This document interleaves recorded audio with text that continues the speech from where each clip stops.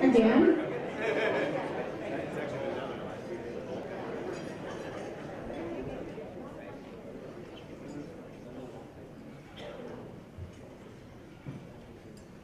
Good morning. Thank you again for joining us this morning. Early, but this is probably one of the more important events of the year that we pull together for the city. So welcome today to the 2015 State of the City Breakfast.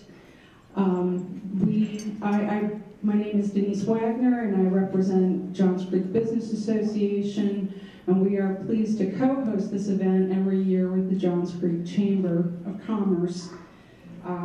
Thank you also very much to our sponsor, Emory Johns Creek Hospital. And thank you also to Mayor Bacher and the City of Johns Creek for putting this presentation together.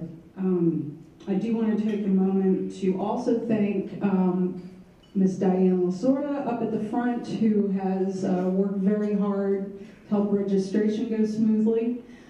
She's a rock and a foundation for a number of our groups.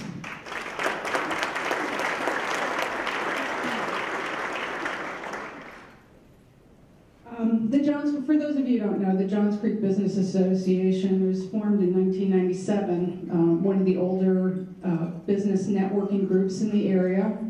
We generally hold a regular meeting every Thursday, third Thursday.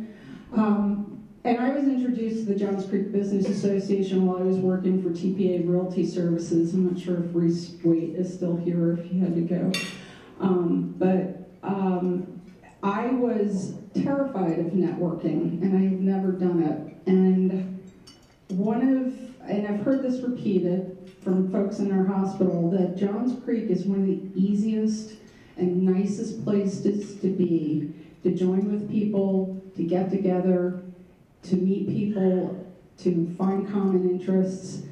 And I have honestly, as a networker and supporting the businesses here in Johns Creek, every time I've come out to one of these events, I've always felt like our events or the chamber event, I've always felt like I've walked out better. I've always felt like I've walked out happier. So I will also, want to thank everybody here in Johns Creek for being supportive, and our members for being supportive of us.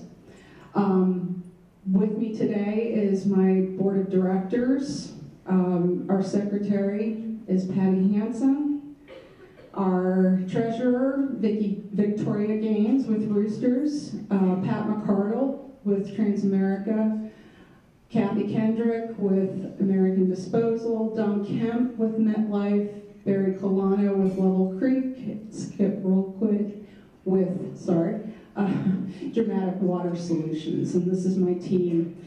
How do we fit into the state of the city? I think we help support, play a vital role in connecting people. Strength through association is our tagline. We connect people, small businesses with the chamber, we connect them with the city. We connect them with other chambers in the area and groups, but we also give back to the community by providing scholarships, and this year we stepped that scholarship program up to provide a $1,500 scholarship for to award to one student at each of the 4 high schools in the city of Johns Creek, and we're hoping to expand that with additional support from the community, because these are our future business leaders, and this, to us, is setting an important foundation. Hopefully I've heard the mayor speak several times about attracting the younger millennials, the younger workers, to attract larger businesses for economic development, and for us to be able, whether they stay here and come out, whether we keep them home or they go on out into the world, our students, because of the quality of our education here, are our best ambassadors for Johns Creek and the city of Johns Creek in this area. So speaking of the health of this area, I would like to introduce our sponsor, our new CEO, Marilyn Margolis from Emory Johns Creek Hospital.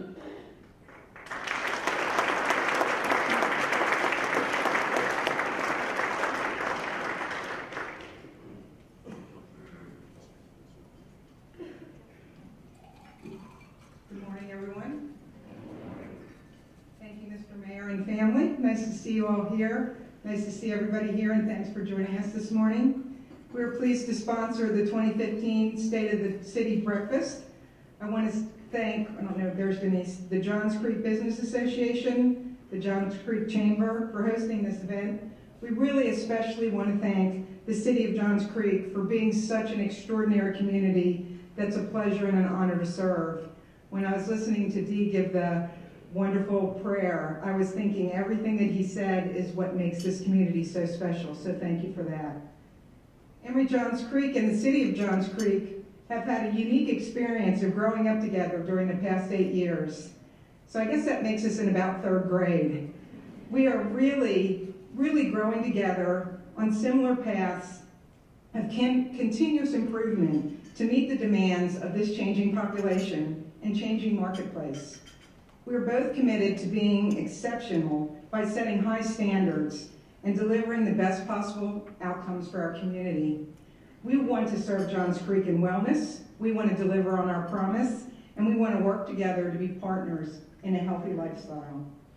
For us, unfortunately, we are looking at an aging population. I hate to say this in front of the whole group. We're looking at a really high rise in obesity. We're looking at a rise in coronary artery disease, which is still the leading cause of death in Georgia. And while cancer-related deaths are going down, the incidences of cancer are going up. So at Johns Creek Hospital, we really want to look at ways to treat these community health issues by adopting new and sophisticated treatments. So we've done some really great things in the community. We just opened up our wound center. And in our wound center, what we do is we treat wounds that are difficult to heal. And those wounds come from having peripheral artery disease, they come from not having enough blood flow to your legs. And this wound center really helps to have patients and families get healed in order to get back to their daily lives. We've also implemented minimally invasive procedures to treat severely blocked peripheral arteries. So again, in the legs and feet, in a place that things you really need, legs and feet, we are really working on ways that you can have these fixed without going into the OR. And that will improve your recovery time, and it'll really improve the quality of life for you and your family. We're also using robotic surgery to remove colon and rectal cancers in a very targeted procedure. This also reduces recovery time and avoids having to have more surgery. And now that I'm saying all these things, I have to apologize for saying this right after breakfast. So so now we're done with the disease part. We're going to go on to the fun part. We also really want to partner and are partnering with the community with educational and screening opportunities. We have the upcoming 5K Scrub Run, the Community Health Festival, and our October Ladies Night Out, which all those things are really based on health and wellness, not illness, and how we want to partner with the community to serve you in all aspects of your life. So, in other words, if you're healthy, we want to keep you healthy. If you're at risk, we want to help you to get the tools you need to prevent a condition from occurring. And if you get critically ill, we want to deliver extraordinary care with unparalleled compassion, with your family serving as part of your total wellness and recovery team. We want to be in constant contact with you. We don't want to stalk you, but we do want to gain a personal understanding of how to accomplish these goals. We believe that supporting the economy and cultural health of our community is a natural and vital extension of our commitment to patient and family-centered care. So before I introduce one of our good friends, I wanted to share with you a letter that I got yesterday when I was at a Emory Healthcare event, big event. We have patient family advisors. These are people that come into our hospital and help us work on issues that we have. anything from writing policies to how we do signage to what we feed our patients. And one of the patient family advisors came up to me and said that he wanted to share this letter about his father so that I could share it with the team. So I want to thank the team back there and over here from Emory Johns Creek for supporting me and supporting all the patients and families. Everybody on the team is phenomenal, and I could talk to each one of them, but I know you don't want me to because you want to hear from the mayor. So I'm just going to read the letter. I just heard from my dad. He said he had the very best doctor, patient, nurse experience he's ever had in his life. That's quite a statement for a guy who will turn 87 in August. The doctor, Richard Thomas, took plenty of time to review the x-rays with him. Amazingly, the doc told him he still had plenty of hip cartilage left in both hips. He pointed out a minor bone spur in one spot, but said that it was clearly not causing him a problem. He was able to get him back to physical therapy with deep tissue massage, get him back to fighting condition, and he soon should be able to play lots of golf. They also had a discussion of golf. Apparently the doc was a scratch golfer during college. My dad has shot under his age 60 out of his 61 rounds. So they had lots to talk about. The doc was very personable and took time to explain and answer questions. My dad came down from South Carolina to come to your hospital. I really, really appreciate your tips. My dad says, thank you, thank you, thank you, thank you. He lives to play golf, and this gives him great reason to be optimistic. I am just incredibly relieved to know that he just received the best possible medical care possible. So thank you for allowing me to share that with you. We're always, when somebody comes up and gives you a letter, you're always looking forward to them being those kinds of letters. So now I'd like to introduce one of our partners and friends who will talk to you about his organizational role in the city economy's health.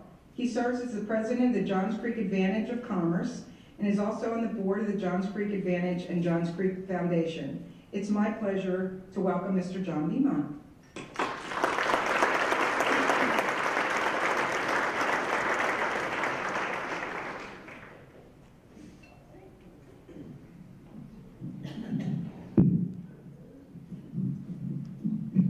Good morning, everybody. Marilyn, thank you, and thank you again for your sponsorship of this event and for Emory Johns Creek Hospital, a very important part of our community. I also want to thank the Business Association for hosting this event. For many straight years we've done this together.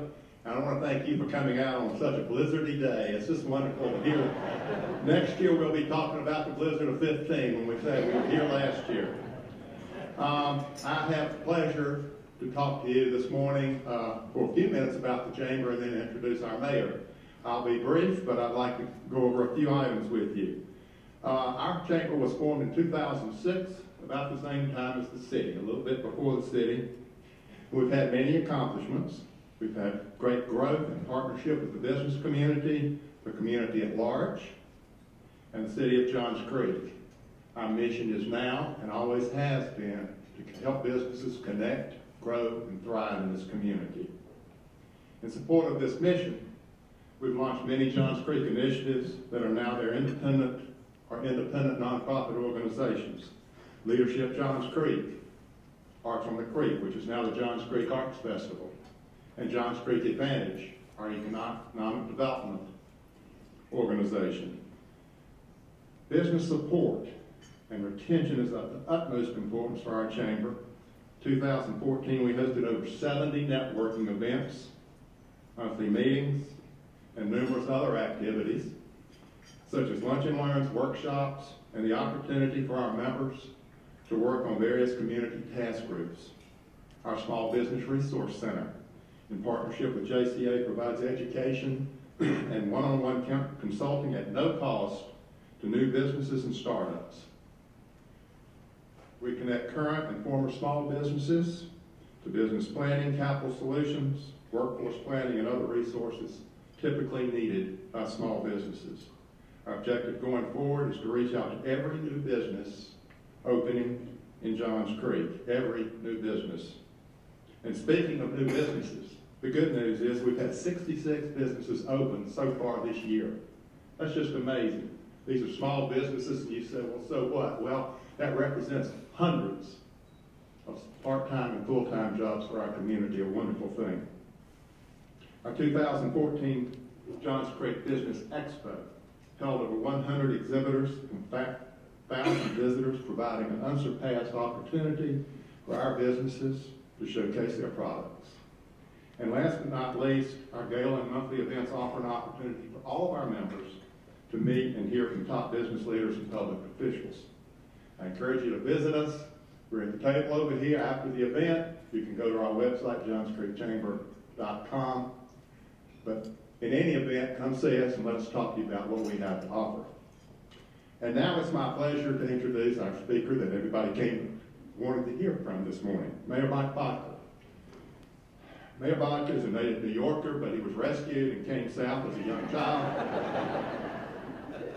He attended Lakeside High School, earned his BBA in accounting from the University of Georgia, so that makes him an official Bulldog, I guess. He's a partner in Johns Creek-based Next Dimension in Technology Solutions. He was very active in our community, and among other things, prior to the establishment of the city, served on the board of the Johns Creek Community Association and chair of the Committee for Johns Creek. He was elected our first mayor, November 7, 2006, took office December 1st of that year, and has remained mayor ever since. Most recently, he has started his new term in January 2014. His hard work and dedication to our city has spread beyond the borders of Johns Creek. He served as inaugural chairman of the North Fulton Municipal Association, chair of the North Atlanta Mayor Association, served on the board as treasurer of the Atlanta Regional Commission. He's currently the first vice president of the Georgia Municipal Association and will take the helm as president in June. And he's also active in the leadership of the U.S. Conference of Mayors. He wants to take the word of Johns Creek and spread it around, and he's done a wonderful job doing that. Mike is an enthusiastic and dedicated leader of our community. I introduce to you Mayor Mike Bodker.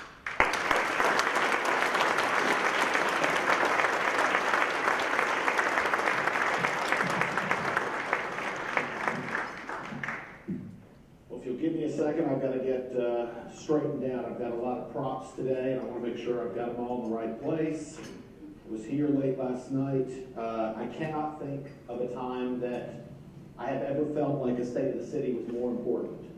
This team that I work with now, that I'm privileged to work with, has been working very, very hard.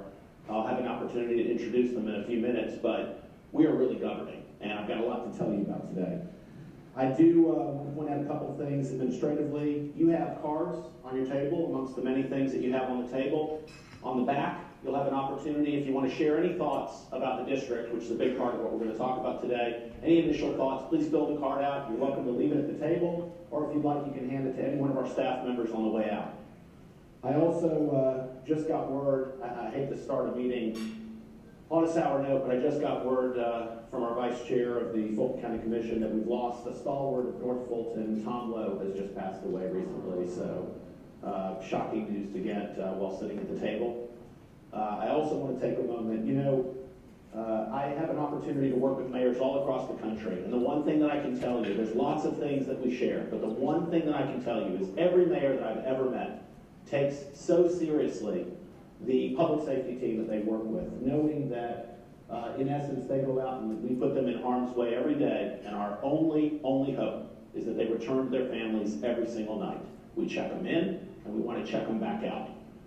One such detective did not check out the other day. Detective Terrence Green from the Fulton County Commission, from the Fulton County Police Department. He was a 22-year, I believe, veteran. He got ambushed in South Fulton, something that we're hearing far too much of, and I'd like to observe a moment of silence for Detective Green.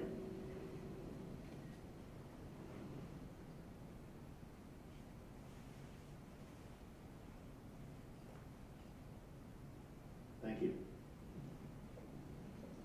I'll also get my Diet Coke ready. As anyone who knows me knows that I'm not going anywhere without a Diet Coke. They've also told me that I might want to actually take a sip or two of it during the speech today. We also have a number of people that I'll get to introduce in a second, but let me start off by thanking you, Dee. for the wonderful invocation. I appreciate you indirectly through the prop from the audience recognizing the Bulldogs. They are a very important part of our nation. I want to thank you, Denise, for the wonderful job that you're doing with both the JCVA and the hospital. Thank you so much for all that you're doing for our community. Thank you, Marilyn. We've just started this partnership, although you've been around for a good while now, so thank you so much and congratulations. And John, thank you so much for the wonderful introduction. I feel like I work with you every single day between all the ribbon cuttings and the foundation and everything else that we get to do together, so thank you so much.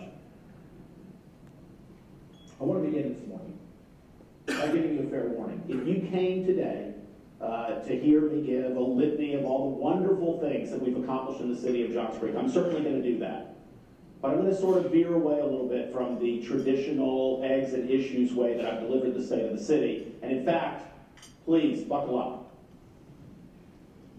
And while I'm going to acknowledge the past successes that we've experienced this morning, my real focus is going to be on the challenge before us. The truth is, we're at a crossroads. We must choose a path forward that ensures the economic viability of our community. To do that, we can't step on a path with signs that read, "This way to status quo," or "Turn left for more of the same." We must choose a path that leads to a bold vision that will define our community's legacy for generations to come. Last year, I used words like scary and frightening to describe the feelings that I felt many of you may have by the bold moves that we would need to make to move this community forward. But you know what? Much to my surprise, you didn't shrink. You didn't run away from that. In fact, you told me you want more of this thing that we call Johns Creek and that you're willing to work for it. So today, I'm going to put you to work. And I'm not going to do it the way that you think. I'm going to ask you to put on your thinking caps. I want to capitalize on all the collective brain power in this room. I want you to focus on your legacy. Not the legacy that you're thinking about that you want to leave for your family and for the generations that come after you, but the legacy of Johns Creek that's embodied in each and every one of you. Today, I want to challenge you to confidently step forward with me and be a part of the legacy that is Johns Creek. Rest assured, you'll be stepping forward onto a solid foundation. Consider some of the important legacies of people being created by people that are probably sitting right next to you this morning. Take, for example, our gracious sponsors, Emory Johns Creek, who are leaving a legacy of health and wellness for our community. And I want to take this opportunity again to congratulate Marilyn Margolis, who was just recently named CEO of this outstanding institution. Marilyn's been with the hospital for quite a while, and her legacy is already well underway. Our host, the Johns Creek Chamber and the Johns Creek Business Association, are business owners and corporate leaders leaving a legacy of a strong financial foundation for our community. The Johns Creek Community Association, who's critical every year in getting word out on this event, are citizens intent on leaving a legacy of civic engagement. And of course, the Atlanta Athletic Club, our beautiful backdrop for this event every single year, is focusing on a legacy that preserves the reputation of championship golf that is unique to our community. And while I'm here representing them, I'd like to introduce my partners, our team, the Johns Creek City Council, and ask them to stand. They are citizens who stepped forward to represent their friends and neighbors. If I can recognize them first, Councilmember Lenny Zaprowski.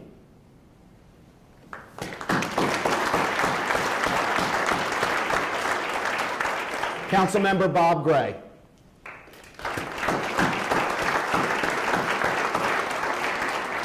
Our Mayor Pro Tem, Steve Broadbent. Our last council member, Corey Davenport, had to catch a plane first thing this morning to make it to a meeting. These exceptional individuals lead our government every single day on a legacy built on fiscal responsibility, transparency, and responsiveness. Thank you for your service.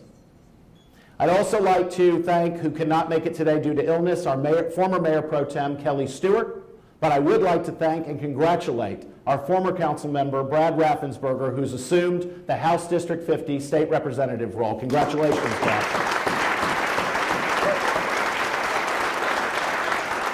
And of course, seated just to my right of Brad is someone that I've got to acknowledge, Lynn Riley.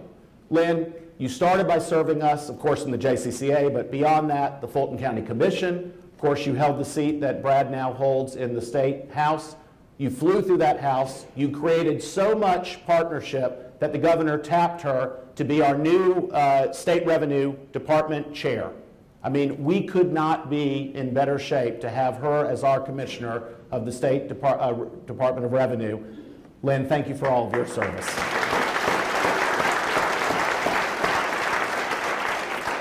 So we have another, a list of many, many other dignitaries. We have another person who has served us in a number of capacities. First, as a school board member, then as a Fulton County Commissioner, and now as the Vice Chair of the Fulton County Commission, our Commissioner, Liz Hausman.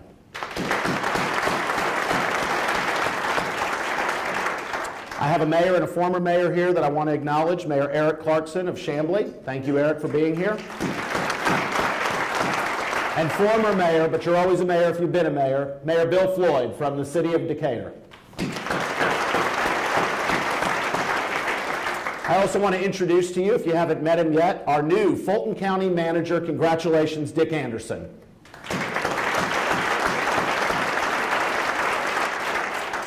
And I don't want to forget, although sometimes it happens, the reason that we have this great city is because we have great schools. And we wouldn't have great schools without a great school board. And we are blessed to have one of our residents be the president of the Fulton County School Board, Linda McCain.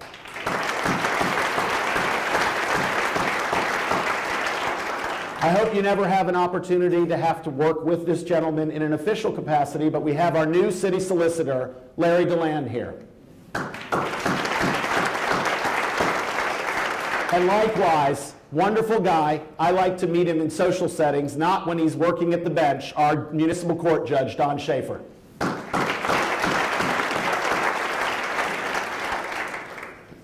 We also have another mayor from a neighboring city. I think he's here probably to take notes, which means we're in trouble. Mayor David Bellisle.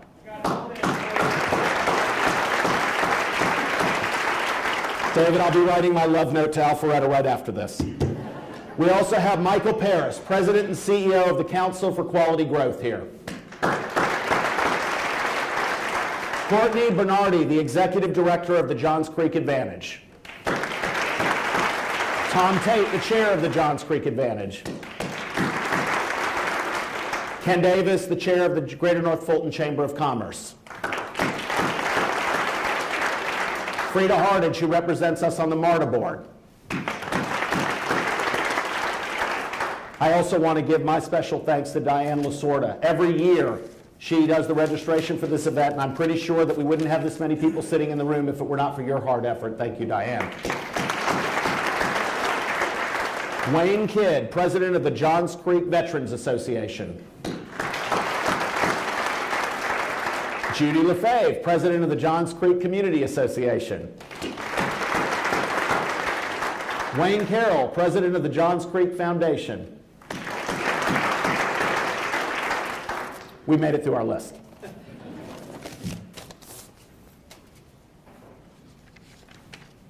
And while I'm acknowledging important people, I would be remiss, and I'd also be in trouble, if I didn't talk about the people that are at the heart of why I strive every day to leave a legacy. My children, Jake and Carrie Bodker, as well as my beautiful fiancée, Lisa Butler.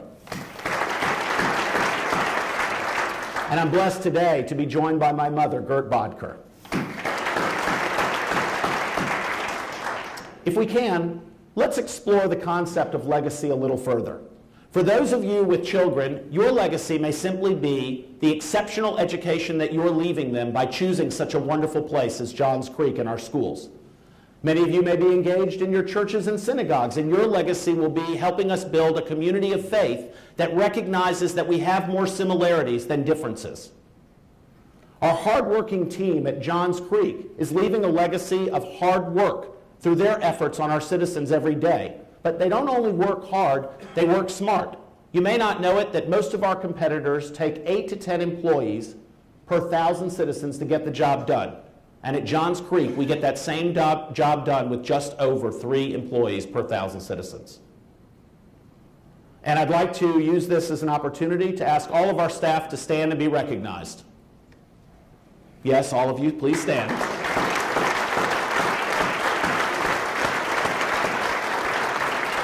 And for those of you who haven't met him, our city is run every day, day in, day out, not by your mayor, but by our wonderful city manager, Warren Hutmacher.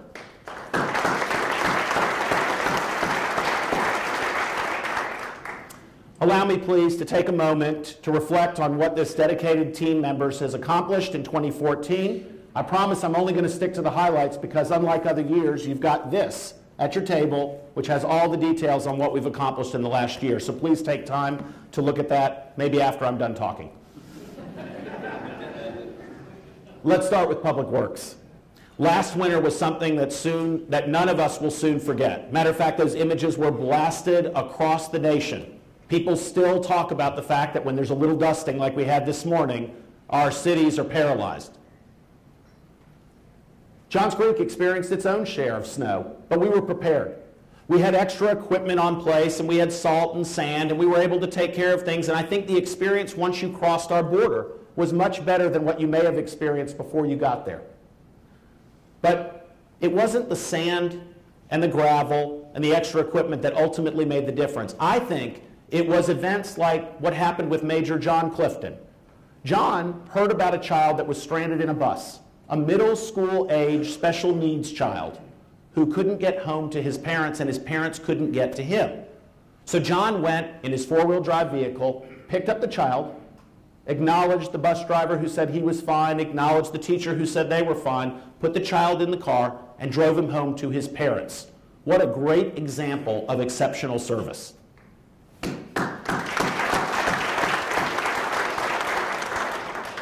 Our Public Works team also made some significant improvements to some of our most heavily traveled roads, Old Alabama, Jones Bridge, and Medlock Bridge.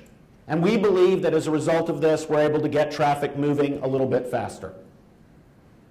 Matter of fact, got an email, I think, yesterday or the day before, it's hard to keep up with them all sometimes, from Dr. Parsha.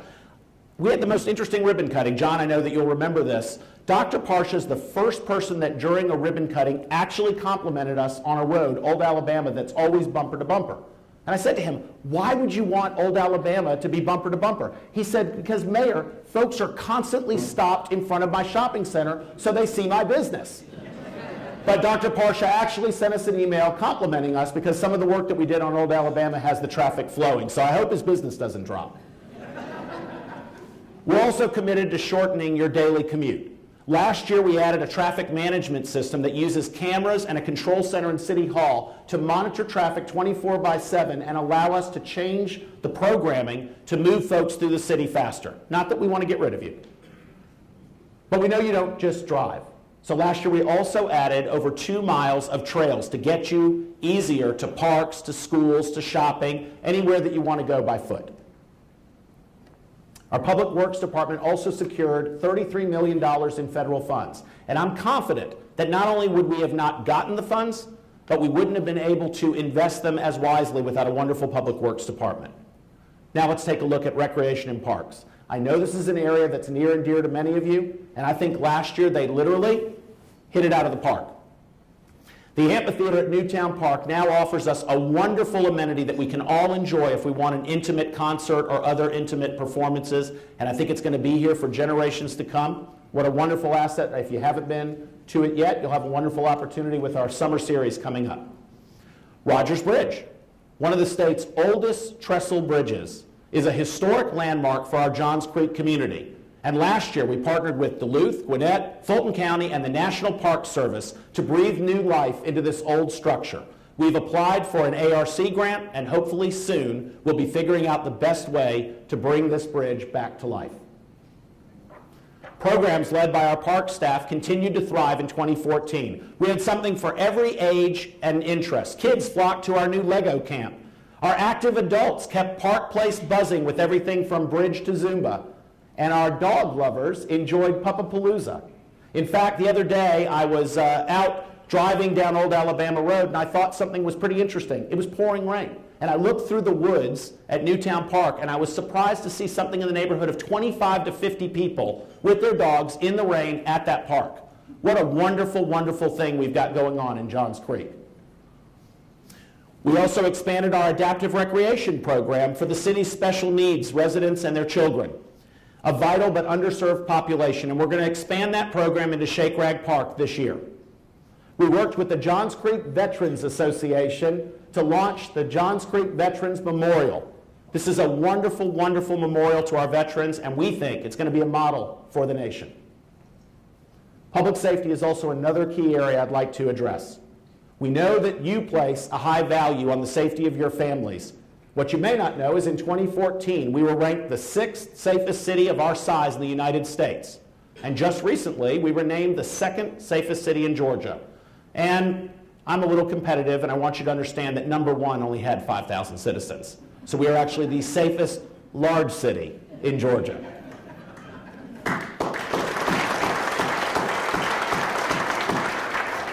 We have the finest police department in the nation, and we have the numbers to prove it. Burglaries are down 30% across the city.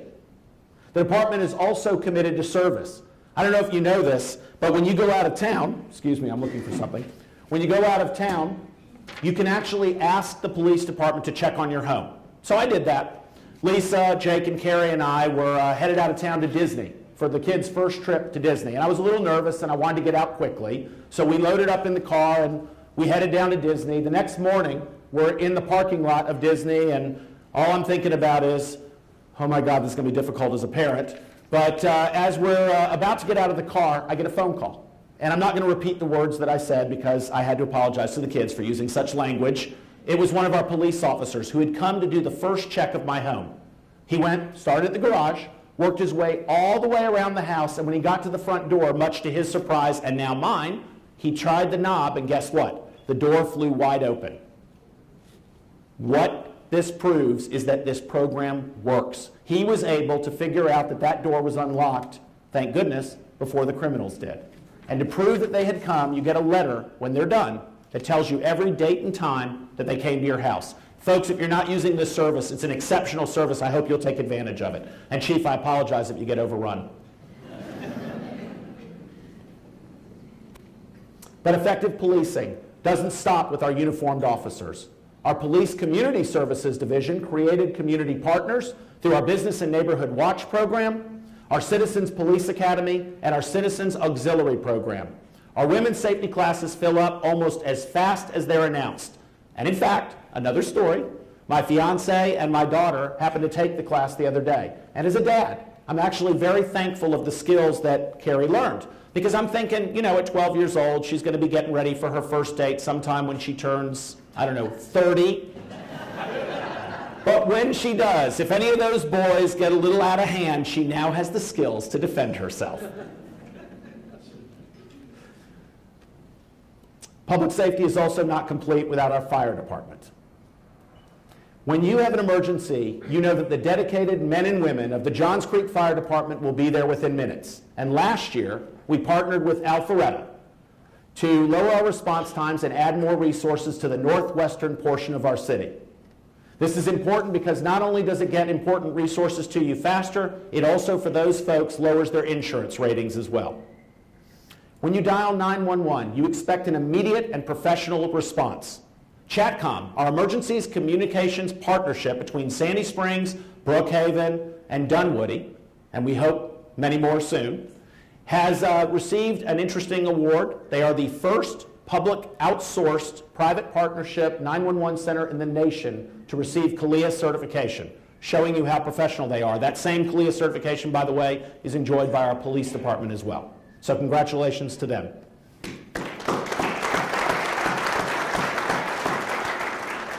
Let's take a moment and talk about community development. They're on the front lines of policing, so to speak, enforcing our policies, enforcing code enforcement, making sure that the character of our city is protected. And in 2014, they worked with our businesses and our citizens on a task force to hammer out a new sign ordinance. Why was it necessary? Well, I happened to be walking into Great Harvest. This was my personal inspiration for it. And they had just doubled the size of their restaurant.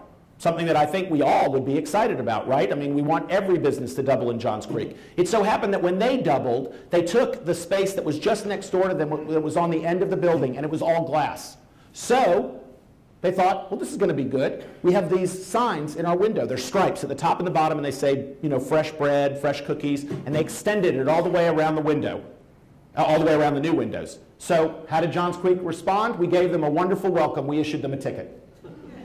So I looked at it, and we had the council look at it, and we had staff look at it, and we had a number of other people look at it, and you know what? It wasn't offensive. And the whole point of the sign ordinance is to make sure that we don't have things that are offensive or that really make the city sort of downgraded. And so we changed the ordinance, and now that would be legal. So, you know, it takes, unfortunately, sometimes some practical examples to learn that you make mistakes, but true to the form of this Johns Creek City Council, we're willing to fix them.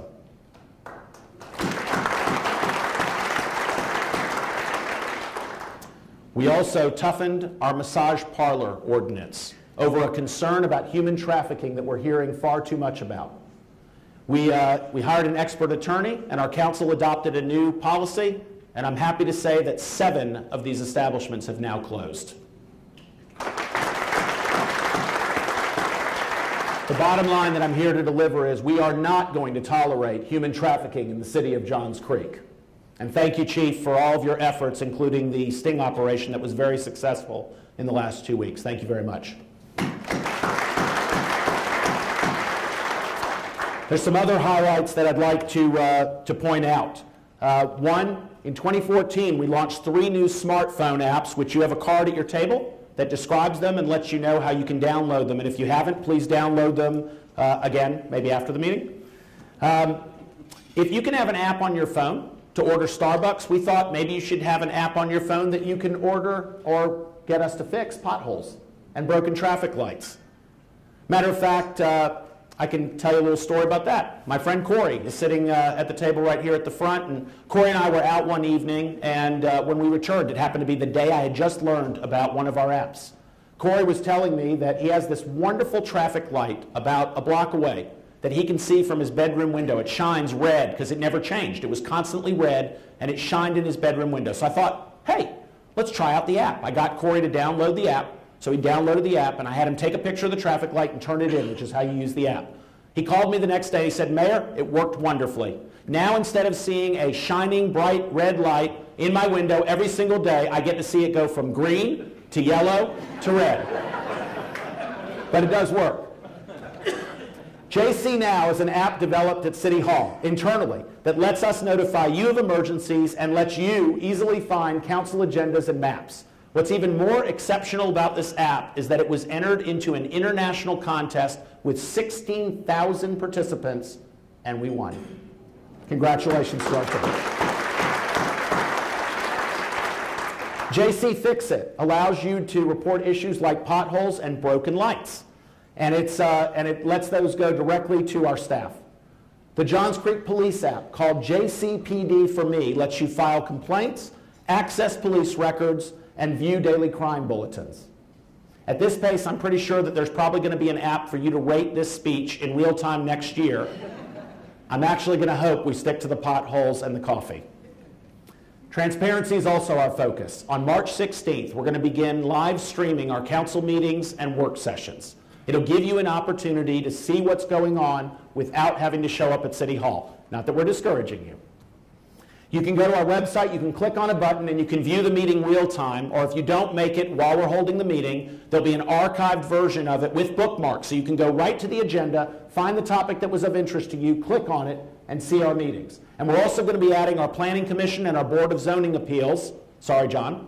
We're going to be adding those in the next few months, so you'll also be able to see those. And soon we'll be rolling out every public meeting of any kind. We're going to try to capture on video and make it available to you. Why? Because we believe the more you're involved, the more you know about your government, the more you can help us appreciate your viewpoint, and we can be better representatives of you. So please take advantage of this. If you can't make it to City Hall, please don't miss the meetings. Some of you may have noticed my lapel pin. You'll also notice that these are at your table. Besides the fact that I wanted you to have my cell phone so you could call me anytime you want, we also wanted to give you one of these so you can join in on the action of our new logo.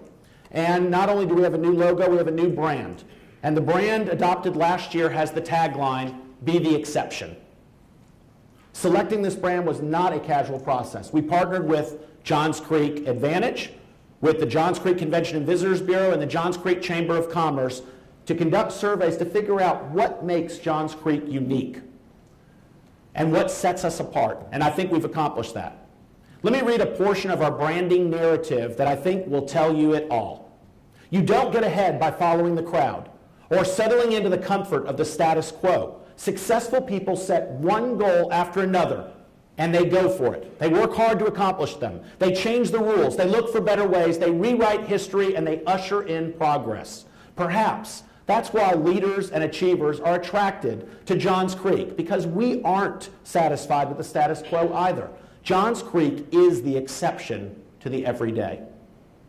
You know, that's the perfect lead-in to the next portion of my comments, but before that, I'd like you to see something.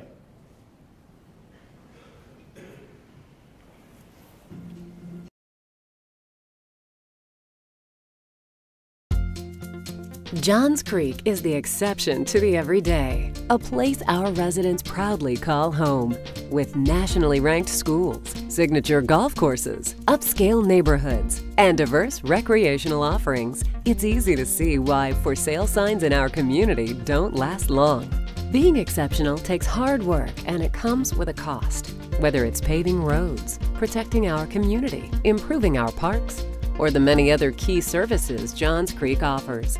But our homeowners are footing most of the bill. 81% of our tax digest comes from Johns Creek residents, while Johns Creek businesses combined only contribute 19%.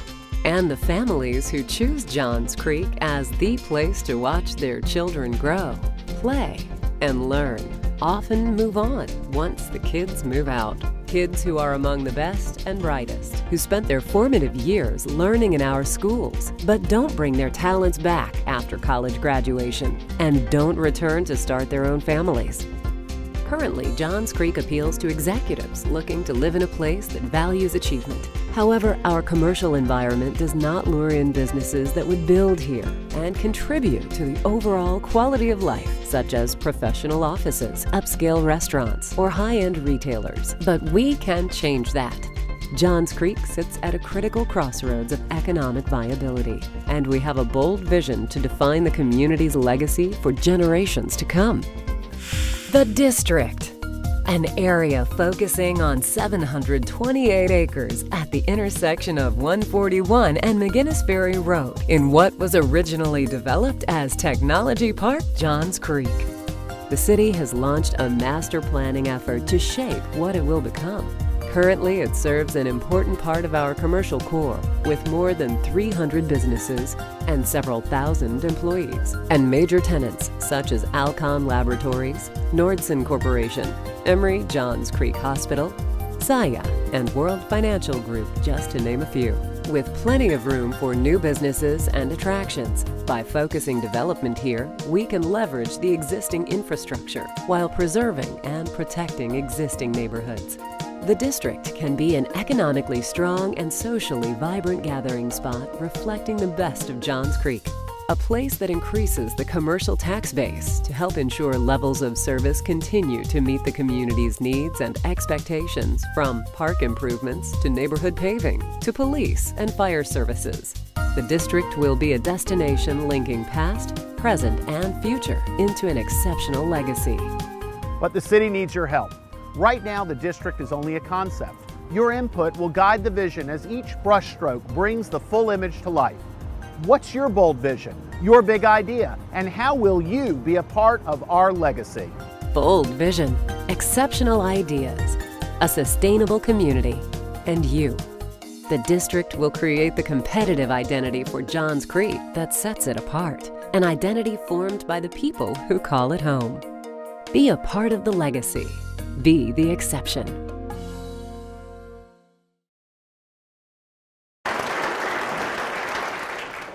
Make no mistake, as I said earlier, Johns Creek and its citizens are at a critical crossroads of economic viability, and the path forward requires a bold vision that will define our legacy for generations to come.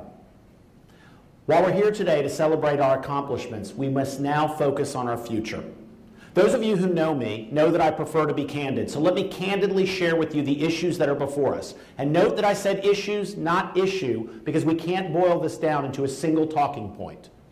And some of the things that I'll point out today, I don't know if we've all considered. But I believe if we acknowledge the challenges that are before us, we can solve them. The first and most critical issue facing us is that Johns Creek does not have a healthy and sustainable tax digest. Homeowners are disproportionately supporting the load by covering 81% of the tax digest versus 19% for commercial. Imagine what we could do moving forward if we were able to have a more equitable balance, maybe changing that 19 from 25% to 35%, and lowering that homeowner percentage from, say, 75 down to 65. And keep in mind, commercial areas generate more than just property taxes. They generate all sorts of other revenue sources like hotel-motel taxes, business licenses, alcohol permits. They are adding value all the way around. And while we're talking about revenues, we need to talk about expenses. For far too many years, our Fulton County Commission neglected us. We have over $130 million of pent-up capital needs just for the next decade. And that $130 million is over and above what it takes to run the government every single day. So what does all this mean to you? Levels of service throughout Johns Creek to sustain our current levels of service, as well as the enhancements that you may request, will begin to suffer over time if we don't acknowledge this imbalance and do something about it. Let me put this in terms of where the rubber meets the road. Without a stronger commercial tax base, the engine that generates revenue, our residential taxpayers are eventually going to have to pay more to potentially get less. Things that we all value greatly: park improvements, public safety, road improvements, neighborhood resurfacing. We're not talking about these service levels dropping off overnight, so nobody freak out. But if we maintain the status quo, then we might have to make changes in the coming years to these things. And as I've said in the past, as long as I am your mayor, I will not support a residential tax hike. The second issue that we're facing is that families in Johns Creek are not putting down deep roots. We continue to attract great families. In fact, we were ranked 14th out of the top 50 cities in America as places for families. And in fact, we're the only city in Georgia to clear the top 50. But despite these accolades, many families are not calling Johns Creek home past their kids' school-age years. In order to thrive for the long term, we need residents with their roots planted firmly here in Johns Creek. We need a downtown sense of place that serves as a community center that will anchor us for generations. The third issue that we must address is that Johns Creek must enhance its competitive identity to compete with its neighbors. Yet, unlike what you may not know is that Johns Creek is among the top 2% in population in the United States. Out of almost 20,000 cities in America, Johns Creek is ranked 389th. Not bad for your small little town. And yet, unlike those cities, we lack something very important: a central business district, a downtown, so to speak. Cities that have a downtown filled with people and entertainment, restaurants, businesses, and arts and culture are places that attract people to spend their money here, not somewhere else. Central business districts attract foodies and arts and culture aficionados and folks who want a refined experience or a fun family experience. A downtown that can serve as a place that we can proudly take our families and friends, whether they're local or here from somewhere else. And also, companies look to high-end hotels for their corporate executives when they come to town, and Johns Creek doesn't have any of those. Right now, these are opportunities that are lost to Johns Creek, and that's revenue that's not being collected locally that can help defray the money that you pay as residential taxpayers. What cities with a downtown show us is that when you have more, you attract more. When you have more upscale restaurants, you get more upscale restaurants because they want to be where the competition is. They want a share of that market. When you have a lot of entertainment choices, you get a lot of entertainment choices. The bottom line is success breeds success. We also know that a central business district not only will grow our tax digest, but it protects our local neighborhoods as well. Let me make one thing clear. Someone came up to me before we started this discussion today, and they said the rumor is that the district is going to invade our neighborhoods. It's quite the opposite. The district does not encompass one existing neighborhood today, and it will not. There might be residents in the district in the future, but the whole point of the district is if you'll let us focus our development in one central location, we'll protect your neighborhoods. We'll have no need for sprawl to go into those neighborhoods. We'll focus the development where it belongs, away from the neighborhoods. The fourth issue that's facing Johns Creek is that we're not retaining and attracting enough young professionals. Strong corporate employers look for a young, vibrant, and quite honestly, cheaper workforce when they make their decisions of where they want to locate. And unfortunately, many of our kids, our children, when they graduate from school, aren't coming back to Johns Creek. The other kids that aren't from Johns Creek, that are in the universities and colleges around us, are also not picking Johns Creek as a place to live because we don't have the kind of housing, convenient dining, shopping, and experience that they want to come here. In the face of all of these challenges, what's the solution? Well, last year, I introduced an ambitious project which is now called The District. The concept is to transform a 728-acre area centered around Technology Park into a sense of place, a downtown. The district is going to serve as a catalyst to transform Johns Creek into a world-class city. The district will improve our competitive identity and help us compete with our surrounding communities. It will provide an increased commercial tax base to support the high-quality services that each of you expect. By concentrating development in the district, we will protect our neighborhood areas from sprawl. The district's only 728 acres. Let me give you a visual. The city is 20,000 acres. If you put it in visual terms, the city is an envelope, and the district is only the postage stamp. Young professionals will find this a community that fits their current lifestyle. But most importantly, the district is that bold vision that will move the needle forward and help us solve these issues. Here's the reality that I want to make clear today. Let me tell you what the district isn't. It isn't going to be us filling all the shopping centers with nail salons and laundromats and grocery stores. In fact, the district can't help us by simply filling the empty space that's in the district today. Let me go one step further.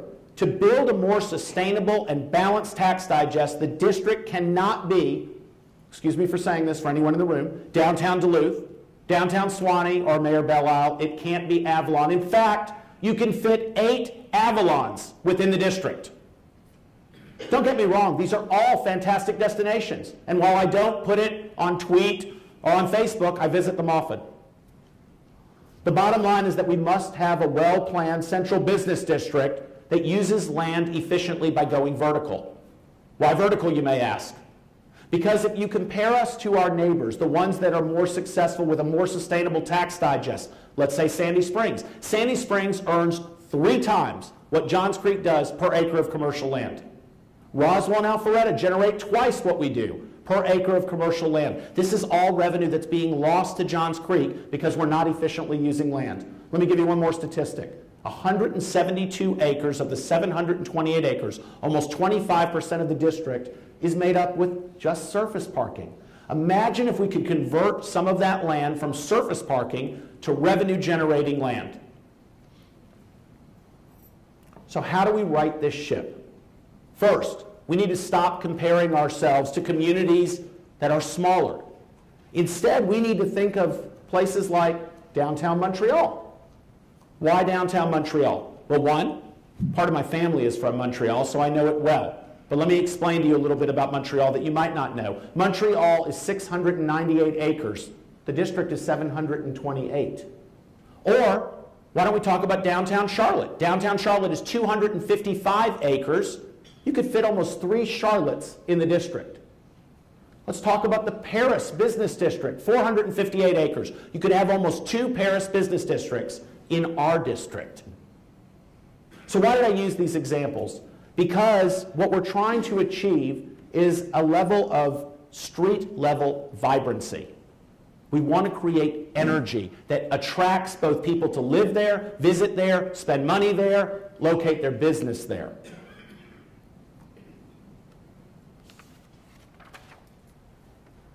That's the kind of scale that we're talking about to get that kind of energy, that street-level impact.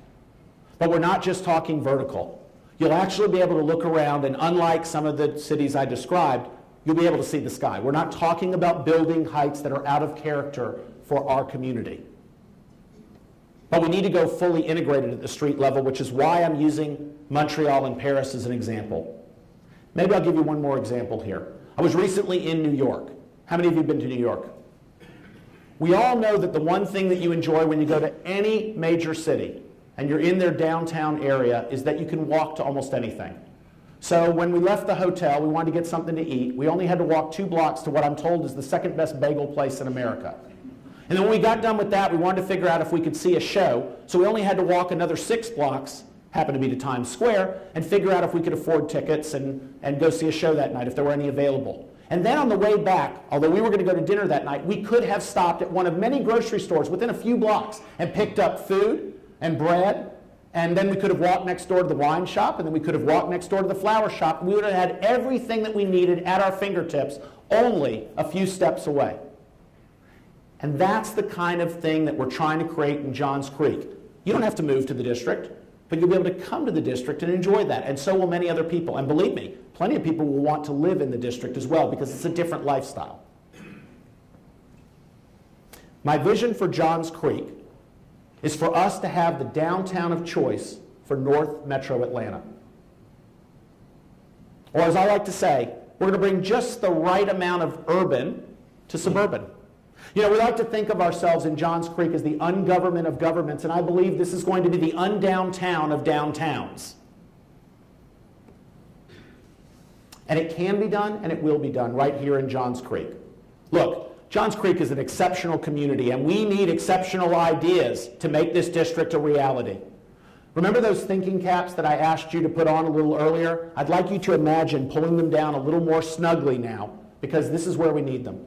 The city has commissioned a multidisciplined team of national experts led by Urban Design and Associates.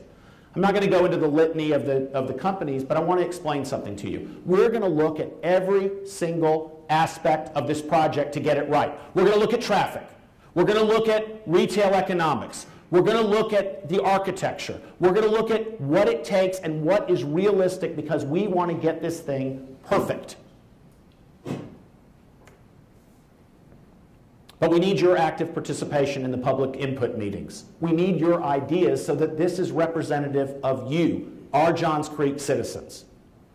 You're going to have multiple opportunities to engage, including some charrettes and meetings that are going to happen in mid-April. Be on the lookout for those announcements, and please sign up and participate. We need your ideas. Johns Creek citizens and community leaders like you must take ownership of our community's legacy by engaging in the master planning process. At this point, the district is just a conversation. It isn't a foregone conclusion. But with your input, for you, if you'll help us paint this picture, we can make the district something very, very special. We need you to collaborate on the outcomes from the master planning process to the effort to bring life to it, to breathe life into it. We need you to accept that there will be short-term changes that are necessary for our long-term prosperity. We need each of you to be ambassadors of the kind of great ideas that we're looking for. So when you leave today, I'm asking you to take one of these, our thinking caps. Put it on. Be a part of Team Johns Creek. Join us in setting the future of Johns Creek. Help us make this a better place 20, 50, 100 years from now. I want to thank CH for the caps, and I want to thank you for joining me this morning. Have a great day.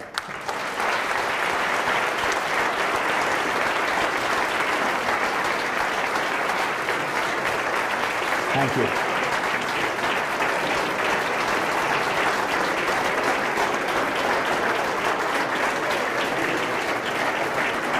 I know that I know that some of you have to leave, and feel free. I won't be offended if you do, but I do want to answer any questions, any burning questions that anyone has. So if anyone has a question, we've got a microphone over here, if I can get it to work. Does anyone have any questions?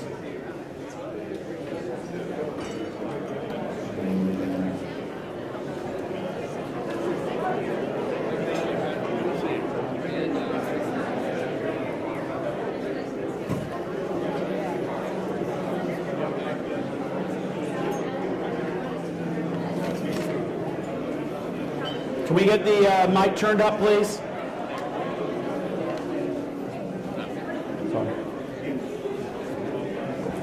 Sorry, Mike. I understand that it's important to build. Can I get everyone, please, to be quiet so we can all hear the question? Folks?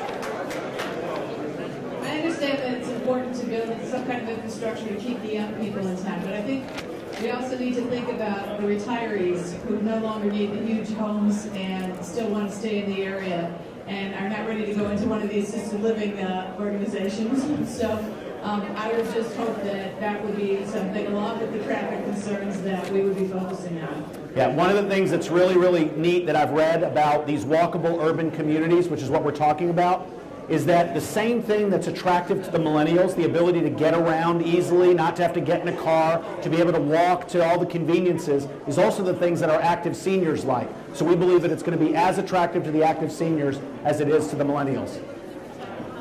Yes. They might be able to afford a little different housing. Any other questions? We've got one over here.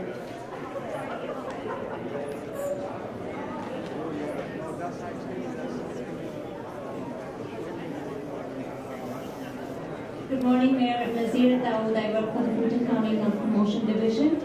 And with the new commission on board, Fulton County Commissioners, and with the new county manager, how hopeful are you to increase the collaborative partnership between the city and the county? And the second question is, how open are you to get Johns Creek City to be the healthiest city in Georgia?